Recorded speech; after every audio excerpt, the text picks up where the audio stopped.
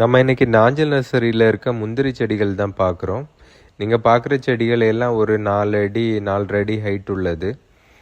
இது பிப்ரவரி மாதம் எண்டுலேயே பார்த்தீங்கன்னா எல்லாமே நல்லா பூத்துருச்சு பாருங்களேன். பூக்கள் நிறைய, எல்லா செடிகளையுமே பூக்கள் இருக்குது. பொதுவாக இது இந்த சம்மரில் தான் காய்க்கும், நல்லா காய்க்கும்.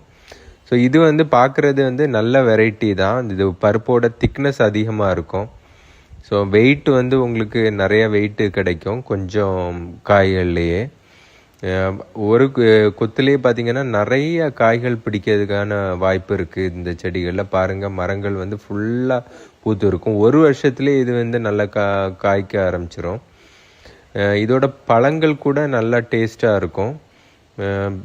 இது பார்த்தீங்கன்னா நீங்கள் வறட்சியான பூமி இல்லை கடலோரம் சைடுனா இதை நீங்கள் கண்டிப்பாக பயிரிடலாம். ஏன்னா தண்ணி ரொம்ப கம்மியாக தான் இதுக்கு தேவை.